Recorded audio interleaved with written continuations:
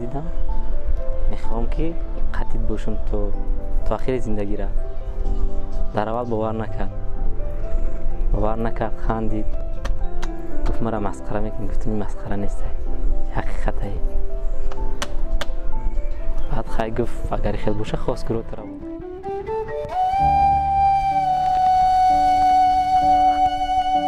رجبک امروز با تبسم از محبتش با دختری 6 سال بزرگتر از خود یاد میکند. وظیفه میدادم دویده همراه اجرا میکرد. همون روز مثال میگفتم که پگاه یا که هفته دیگه همین کار کردن در کار و همون روز چرا گرفته می آورد یا که همون کار اجرا میکرد. رجبک میانی همکورسانش نقشی پیشوایی داشت. در برابر فاجعه و مشکلی کسی بی‌طرف نبود، کمک میرساند. همین مسئولیت انسانیش دل معلمه را به او نرم کرد. در خانواده رعنا از هواداری نوپیدای دخترشان خوششان نمی آمد. پدرم گفتن که یک بار فکر کن، خودت فکر کن چی خلاصه در میایی شوهر دایتر مایده آینده در چی میشه، چی خیلی میشه.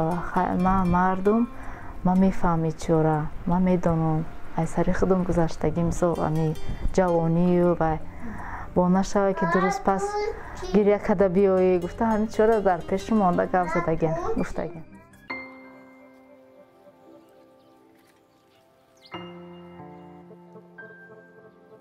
گفتم آید 1 سال 2 سال 3 سال زندگی میکنن، رفیقاش میگن که آیله تو ایت 3 سال 4 سال کلان आहे. اون که بچه فکر کنه که من همین رفیقام سال میکنن و همین آیله همین آینده همین کلیت شود. برای هوای من ریزا نشدم.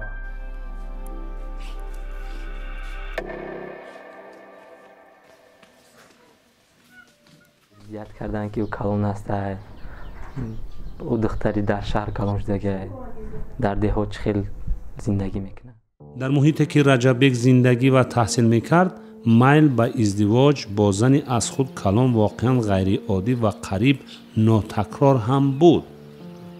در اینجا معمولا جوانان با دختری عائله دار میشوند که در سن و سال از 6 تا 10 سال خردتر باشد و عائله در این شکل قابل قبول است. پدری رجبک از طعنه مردم ده هراس داشت.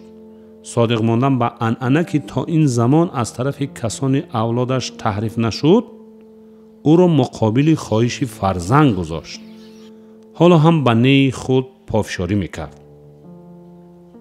قهر کرد ماشین بشه از برامد رفت دریا دنگی همخیر رنگی اولیچک میگم چی میگم خیلی چی.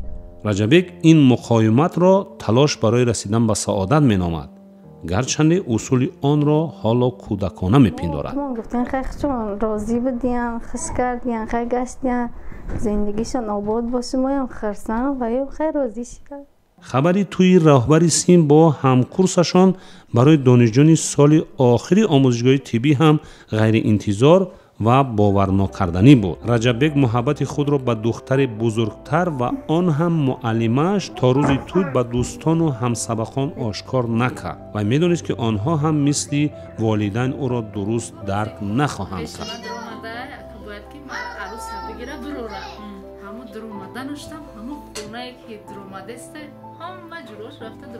رعنا و رجبک امروز 2 همکار و 2 طبیب صاحب احترام در مرکز ناحیه یاوان با معالجه بیماران مشغولند. تفاوت سن و سال آنها با گذشت 4 سال زندگی برای بسیاری‌ها غیر معمولی بود، اما در خانه و زندگی رجبک 25 و رعنای 31 ساله این فرق اصلا اهمیت ندارد. فرقی نداره که چی میگه. اساس باید بود که ما خرسان شویم آینده.